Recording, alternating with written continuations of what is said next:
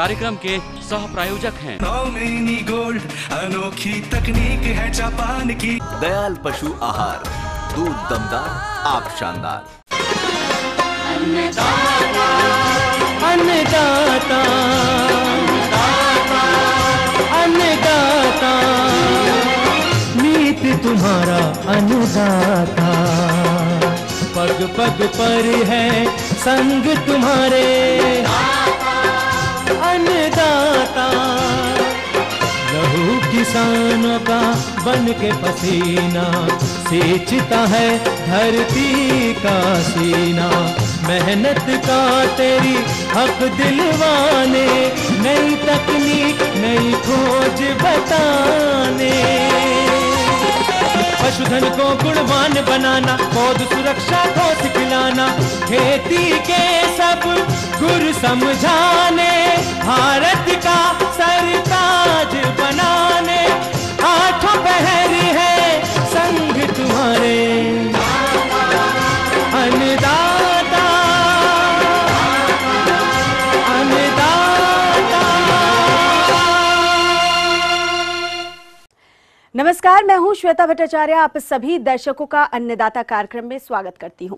हर रोज की तरह कार्यक्रम में हम लेकर आते हैं खेती बाड़ी से जुड़ी हुई बहुत सी लाभकारी जानकारियां। तो चलिए सबसे पहले देखते हैं क्या है विशेष आपके लिए आज के कार्यक्रम में। SRI विधि से धान रोपाई पर जानकारी।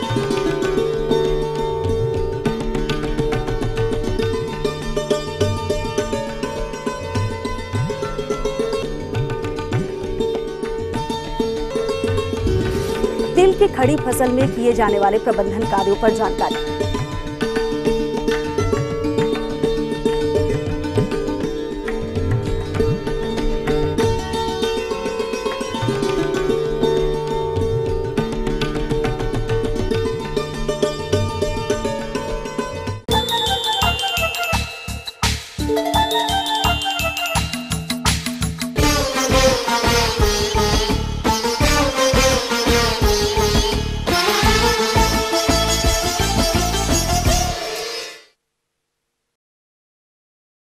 जिन किसानों ने SRI विधि से धान की नर्सरी डाली है, वो इस विधि से रोपाई के समय कौन कौन सी बातों का ध्यान रखें, आइए जानते हैं कृषि विज्ञान केंद्र हैदरगढ़ बाराबंकी के डॉक्टर JP सिंह से।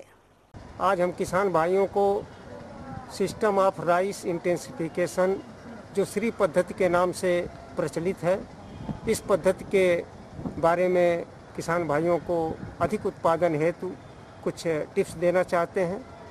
श्री विधि का जो मुख्य कारण है कि इस पद्धति का आविष्कार क्यों हुआ, ये सबसे ज़रूरी बात ये है कि हम लागत दिन पर दिन बढ़ाते चले जा रहे हैं, लेकिन हमारा उत्पादन या तो घट रहा है या स्थिर है। पानी की आवश्यकता भी हमारे धान की फसल को बहुत होती है।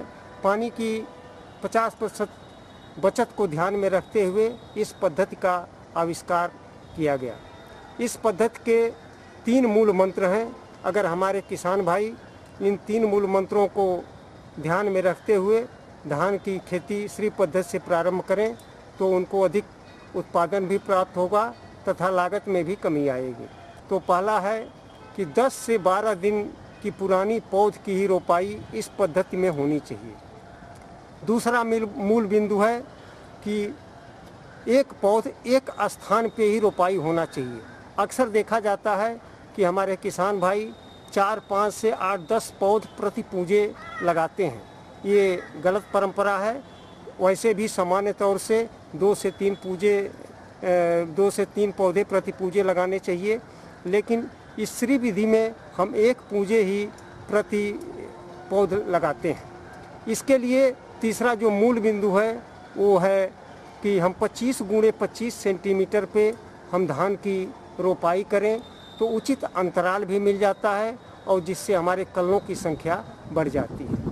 लेकिन आवश्यकता इस बात की है कि जब भी आप रोपाई के लिए खेत की तैयारी करें तो खेत अंतिम समय में केवल कीचड़ होना चाहिए, खेत में पानी नहीं होना चाहिए। इसके साथ अगर खेत आपका समतल रहेगा तो अच्छी बात है, क्योंकि अधिक पानी की होने के समय अगर बरसात में अधिक पानी हो जाता है तो जल निकास की उचित व्यवस्था होना नितांत आवश्यक है। इसके साथ ही जब हम रोपाई करें उसमें मार्कर के माध्यम से, जो मार्कर गांव स्तर पे बढ़ई या लोहार उसको बना सकते हैं, या आप अपने स्तर पे यूपी एग्रो के माध्यम से, या सरकारी संस्थाएं जो भी हैं या प्राइवेट संस्थाएं हैं वो मार्कर बनाती हैं, उस मार्कर के माध्यम से आप उस तैयार खेत में मार्कर को चलाइए, जो 25 × 25 सेंटीमीटर की दूरी पे अपने आप निशान बनाता चला जाता है। उस निशान पे आप एक एक पौध एक स्थान पे लगाएं। उसके साथ ही जब पौध की रोपाई हो जाए उसके बाद हम दूसरे दिन, अगर आप लगता है हमारे किसान भाई को कि इसमें कुछ पानी की आवश्यकता है, तो पानी का 2 से 3 सेंटीमीटर भराव हम कर सकते हैं। सावधानी की ज़रूरत ये है कि इस पद्धति में हम रासायनिक उर्वरकों और रासायनिक दवाओं का कम से कम प्रयोग करते हैं, लेकिन हमारे उत्तर प्रदेश की परिस्थिति के अनुसार 100% जैविक के खाद के भरोसे हम उतना उत्पादन नहीं ले सकते जितनी हम इच्छा रखते हैं। इसलिए हम किसान भाइयों को सलाह देते हैं कि जब भी आप श्री पद्धति से धान की खेती करें, जैविक खादों का भरपूर प्रयोग करते हुए, रासायनिक उर्वरकों की मात्रा में 50% कमी करते हुए आप अपने रोपाई को करें, तथा रोपाई संपन्न होने के बाद खरपतवार नाशी का भी प्रयोग नहीं करना है। जब हमारी रोपाई 10 दिन की हो जाए उसके बाद हम कोनो वीडर एक यंत्र आता है जो खरपतवार को मिट्टी में मिला देता है। अगर इन मूल बिंदुओं को ध्यान में रखते हुए हमारे किसान भाई श्री पद्धति से धान की खेती करें, उसके लिए लाभ की अगर हम बात करें, इसमें कल्लों की संख्या बहुत अधिक निकलती है, क्योंकि कल्लों की संख्या अधिक निकलने का कारण है कि रोपाई के समय तर्जनी और अंगूठे अंगुली के माध्यम से ही हम केवल खेत में पौधे को चिपका देते हैं, गहराई में नहीं ले जाते हैं, इसलिए कल्लों की संख्या अधिक निकलती है। पानी की बचत की अगर हम बात करें तो लगभग 50% जल की बचत होती है, कल्लों की संख्या अधिक निकलती है, बालियों की संख्या अधिक निकलती है, तो अमूमन हमारा उत्पादन भी 25 से 30% अपने आप बढ़ जाता है। साथ ही साथ रोग और कीटों का प्रकोप इस पद्धति से लगाए गए धान में सबसे कम होता है। साथ ही साथ रसायन विहीन खेती की अगर हम बात करें तो बिना खरपतवार नाशी के प्रयोग के जब हम धान की खेती करते हैं तो जिससे हमारी मृदा भी प्रदूषित होने से बचती है, हमारा वातावरण भी प्रदूषित होने से बचता है, तो तथा जो अनाज या बीज पैदा होता है उसकी गुणवत्ता भी अधिक रहती है।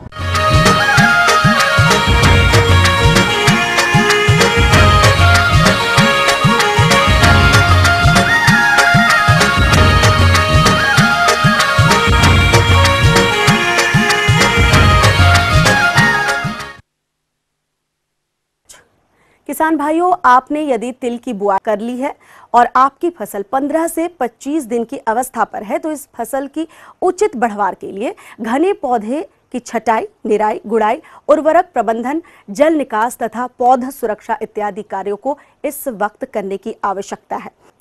तो आइए इन कार्यों की संपूर्ण जानकारी लेते हैं फसल शोध केंद्र मौरानीपुर झांसी के डॉक्टर पीके सोनी से।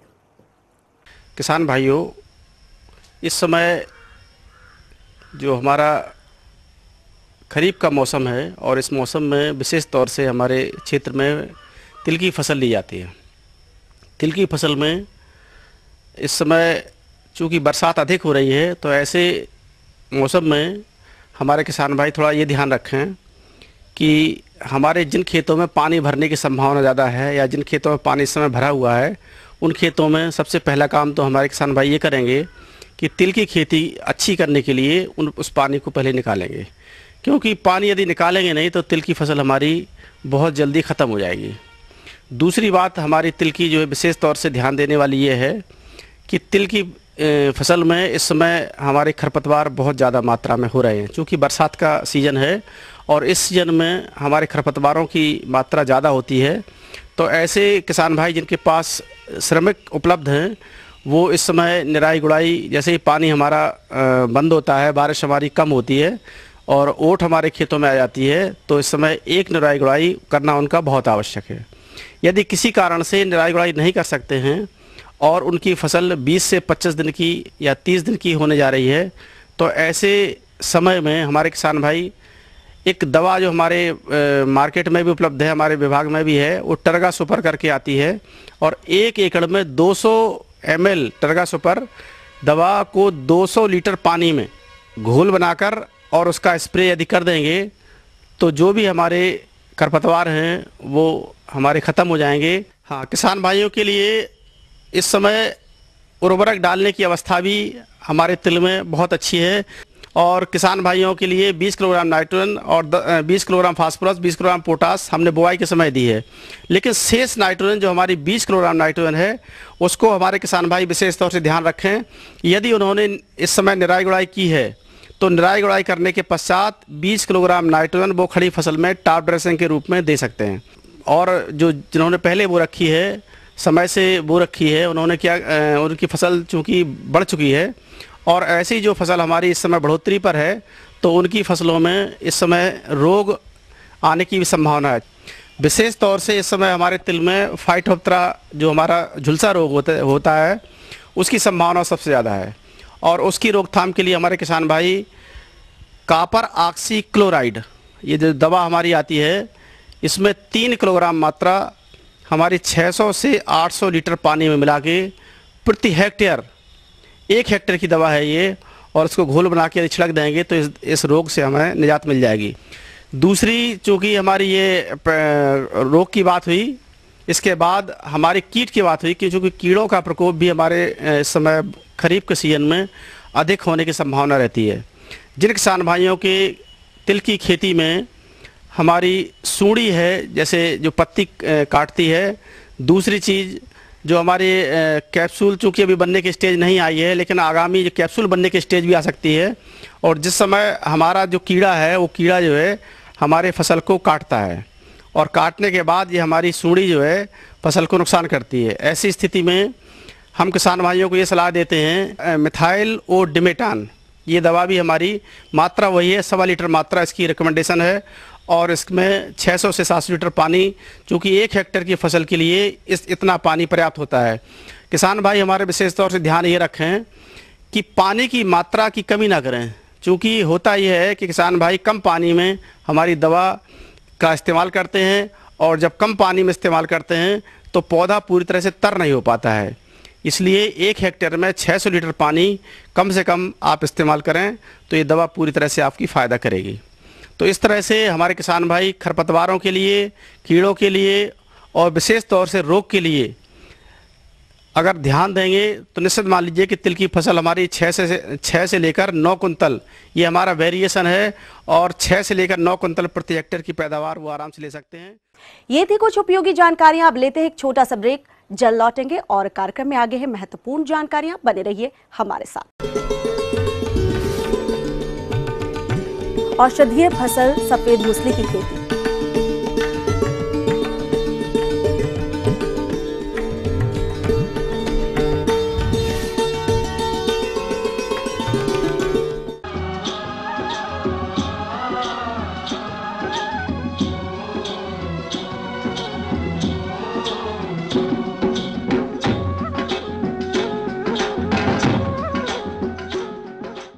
ब्रेक के बाद एक बार फिर से आप सभी दर्शकों का अन्नदाता कार्यक्रम में स्वागत है। बढ़ते हैं अगली प्रस्तुति की ओर।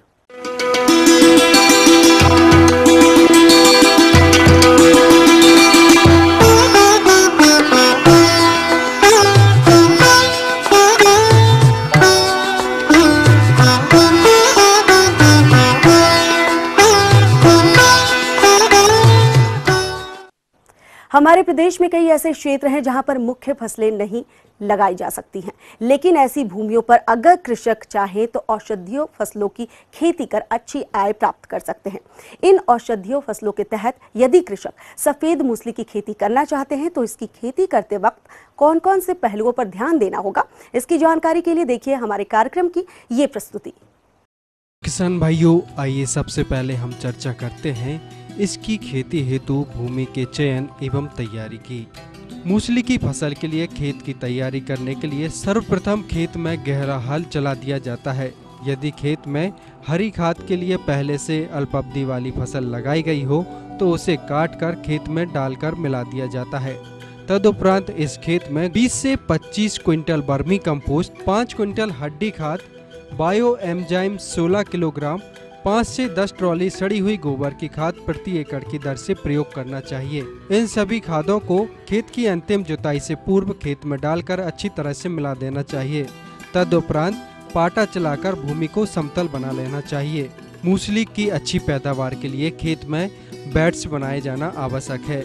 इस संदर्भ में 3 से 3.5 फीट चौड़े सामान्य खेत में कम से कम 6 इंच से 1.5 फीट ऊंचे रिज बेड बना दिए जाते हैं। इसके साथ साथ पानी के उचित जल निकास हेतु नालियों की पर्याप्त व्यवस्था की जाती है तथा बेड्स के किनारों पर आने जाने के लिए पर्याप्त जगह छोड़ा जाना आवश्यक होता है। यदि ज़्यादा चौड़े बेड्स न बनाने हो तो आलू की तरह सिंगल बेड्स भी बनाए जा सकते हैं।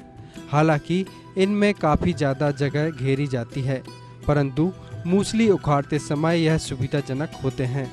आइए अब चर्चा करते हैं इसकी उन्नत किस्मों के बारे में, जिसके अंतर्गत हमारे प्रदेश हेतु MCB 405, MCB 412 तथा MTS 405 किस्म उपयुक्त है।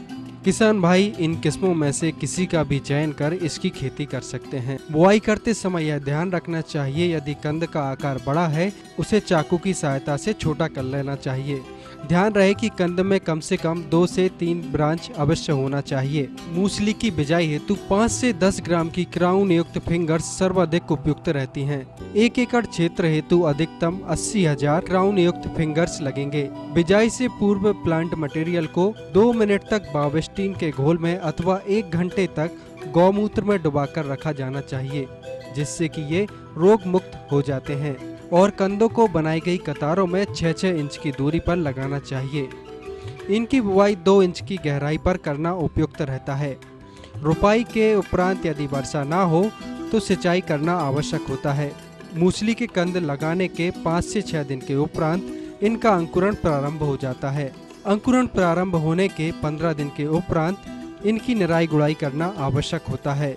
निराई गुड़ाई करते समय यह ध्यान देना चाहिए कि मुख्य फसल को कोई नुकसान ना पहुंचे। इसके उपरांत 15 से 20 दिन के अंतराल पर बायो एंजाइम, गौमूत्र, वर्मी बॉस के पानी का छिड़काव करना चाहिए, जिसकी मात्रा इस प्रकार से है। मूसली की अच्छी फसल के लिए पानी की काफी आवश्यकता होती है। यूं तो वर्षा ऋतु में लगाने के कारण जून, जुलाई, अगस्त के महीनों में प्राकृतिक बरसात होने के कारण इन महीनों कृत्रिम रूप से सिंचाई की आवश्यकता नहीं होती है। फिर भी यह आवश्यक है कि जब तक फसल उखाड़ न ली जाए तब तक भूमि में हल्की नमी बनी रहनी चाहिए। अतः बरसात के उपरांत प्रत्येक 10 दिन के अंतराल पर खेत में हल्की सिंचाई करना आवश्यक होता है। पौधे के पत्ते सूख कर झड़ जाने के उपरांत भी जब तक कंद खेत में हो हल्की हल्की सिंचाई प्रत्येक 10 दिन के अंतराल से करते रहना चाहिए, जिससे भूमिगत कंदों की विधिवत बढ़ोतरी होती रहे। सिंचाई के लिए यदि खेत में स्प्रिंकलर लगे हों तो सर्वाधिक उपयुक्त रहता है, परंतु इस बात का ध्यान रखना चाहिए कि खेत में जल भराव की स्थिति ना बने। यदि जल भराव की स्थिति बनती है तो जल निकास की व्यवस्था समय से करनी चाहिए। अक्टूबर नवंबर माह में यह फसल पककर तैयार हो जाती है, परंतु परिपक्वता की पहचान कर ही इसकी खुदाई करना चाहिए। जहां तक इसके परिपक्व अवस्था की पहचान की बात है तो मूसली को उखाड़ कर देखने पर उसकी छाल आसानी से निकलने लगती है। तब समझना चाहिए कि मूसली परिपक्व हो गई है। उसे उखाड़कर छायादान स्थान पर एकत्रित कर साफ कर लेवें। इसके उपरांत अच्छे साफ कपड़े पर सुखा लेवें। लगभग 2 से 3 दिन मूसली को सुखाने पर मूसली अच्छी तरह सूख जाती है। यहाँ ध्यान देने योग्य बात यह है कि यदि आपको बीज हेतु मूसली की खेती करना है तो इसे फरवरी माह तक खेत में ही लगा रहने दें, और यदि बाजार में बेचना है तो इसकी खुदाई आप अक्टूबर माह से प्रारंभ कर सकते हैं। यदि भंडारण की बात करें तो मूसली में 8 से 9% की नमी भंडारण के लिए उपयुक्त रहती है। मूसली के कंदों को गत्तों में भरकर रखा जाना उपयुक्त रहता है। मूसली के कंदों को गत्ते में भरने के उपरांत उस पर सूखी छनी हुई बारीक बालू रेत को डाल देना चाहिए और अच्छी तरह से उसे बंद कर छायादार स्थान पर रख देना चाहिए। जहां तक इसके उत्पादन की बात है, यदि आप सिंगल फिंगर्स लगाए हैं तो लगभग 15 क्विंटल प्रति एकड़ का उत्पादन प्राप्त होता है। यदि आपने 2 या 3 फिंगर्स वाले कंदों की बुआई की है तो लगभग 20 से 25 क्विंटल प्रति एकड़ का उत्पादन प्राप्त होगा। तो किसान भाइयों, आप बताए गए प्रबंधनों को अमल में लाकर सफेद मूसली की खेती से अच्छा लाभ प्राप्त कर सकते हैं। किसान भाइयों, यहाँ हम फिर से दोहराना चाहेंगे कि आप बाजार मांग को देखते हुए ही सफेद मूसली की खेती करें।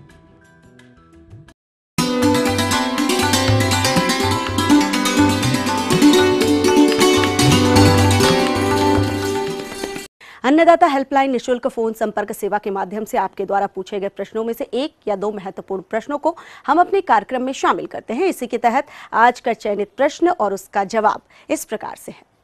निःशुल्क अन्नदाता हेल्पलाइन में आज हमने जिस प्रश्न को शामिल किया है उसे पूछा है जलालपुर अंबेडकर नगर के रविशंकर ठाकुर ने। आपने दुधारू पशुओं के आहार प्रबंधन पर जानकारी चाहिए, तो इसके लिए देखिए कार्यक्रम का यह अंश। सामान्यतः एक वयस्क जानवर को प्रतिदिन 6 किलो सूखा चारा और 15 से 20 किलो तक हरा चारा खिलाना चाहिए। फलीदार और बिना फलीदार हरे चारे को समान अनुपात में मिलाकर खिलाना चाहिए। संतुलित पशु आहार का दुग्ध उत्पादन में क्या महत्व है, मैं इस बारे में पशुपालक भाइयों को कुछ बताना चाहता हूँ। जो दुग्ध संघ है उनके द्वारा जो उत्पादित पशु दाना होता है वह एक संतुलित आहार है। इसमें पशुओं के लिए आवश्यक सभी पोषक तत्व उचित अनुपात में मौजूद होते हैं। पशु दाने के निर्माण में उत्तम गुणवत्ता के अनाज, तेल, खली, ग्वार मिल, भूसी, शीरा, नमक, खनिज लवण तथा विटामिनों का उपयोग किया जाता है।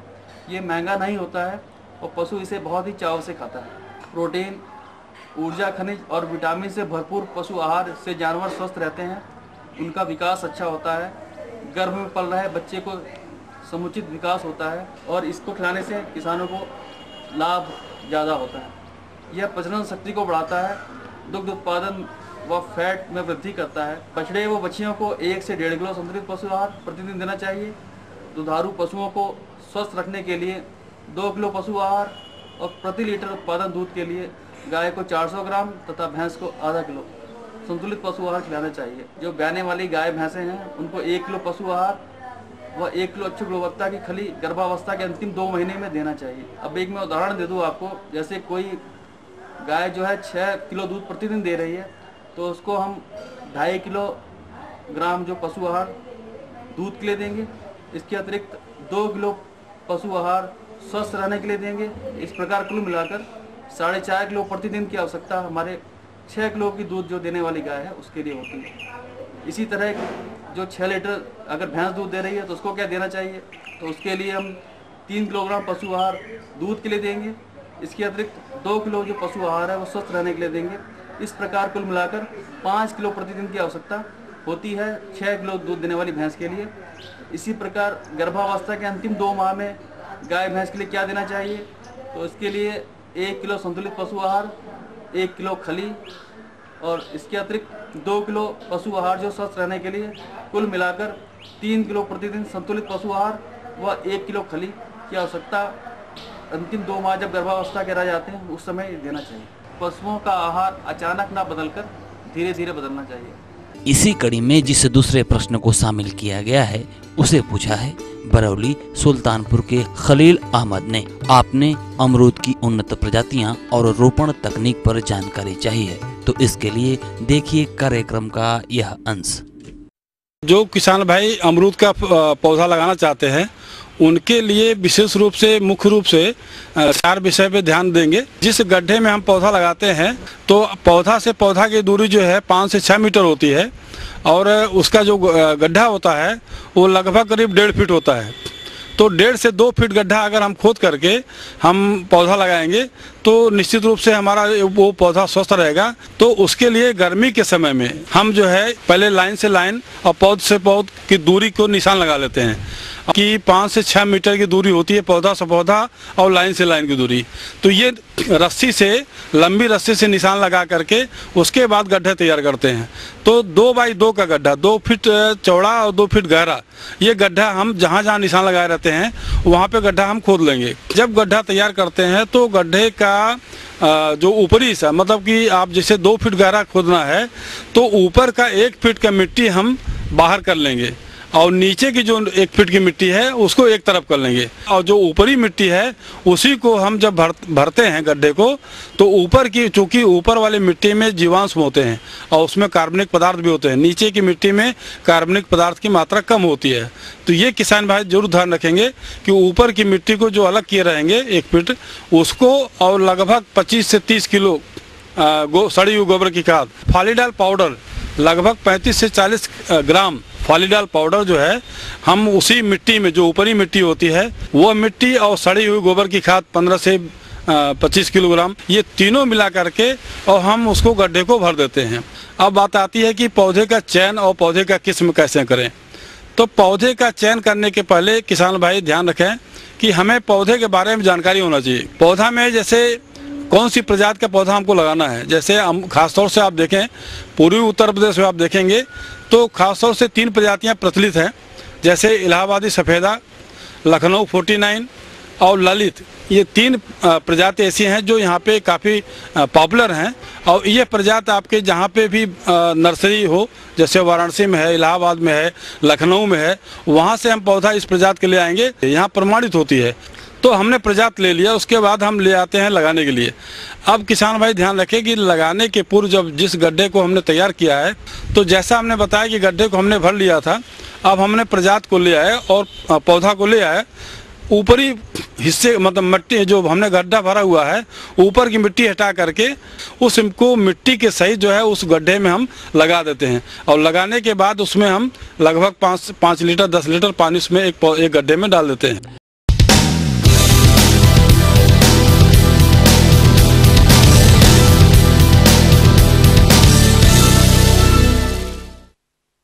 राज्य की विभिन्न मंडियों में कृषि उत्पादों के चढ़ते उतरते बाजार भाव की संक्षिप्त जानकारी इस प्रकार है।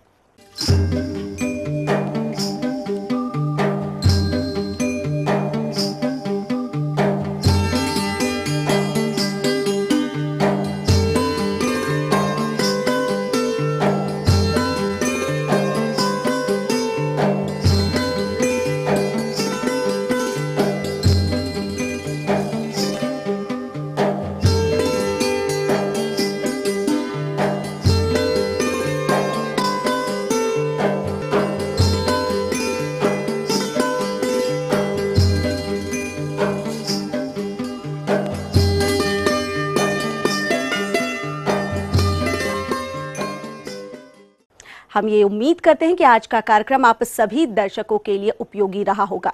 किसान भाइयों, अन्नदाता आपकी सेवा के लिए संकल्परत है। कृषि संबंधित समस्या एवं सुझाव के लिए आप हमें इस पते पर संपर्क कर सकते हैं। प्रोड्यूसर अन्नदाता ETV Uttar Pradesh Uttarakhand, Ramoji film city Hyderabad 501512। साथ ही आप हमें ईमेल भी कर सकते हैं। हमारा ईमेल एड्रेस है annadata.up@etv.co.in। इसके अतिरिक्त आप हमें निशुल्क हेल्पलाइन नंबर 1800108459 पर सुबह 10 से शाम 4 बजे के बीच संपर्क कर सकते हैं। अब आइए देखते हैं कल दिखाए जाने वाले कार्यक्रम की मुख्य झलकियां।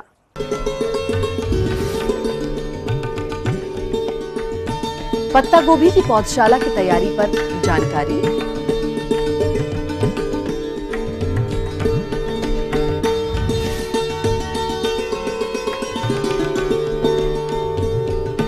दुधारू पशु में पेट के कीड़ों की समस्या और इनके निदान के उपाय।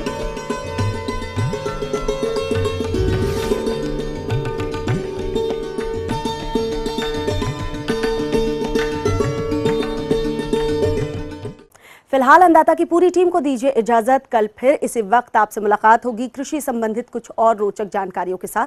नमस्कार।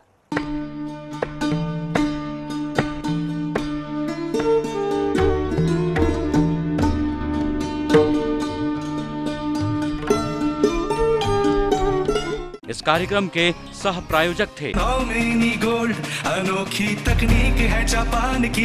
दयाल पशु आहार, दूध दमदार, आप शानदार।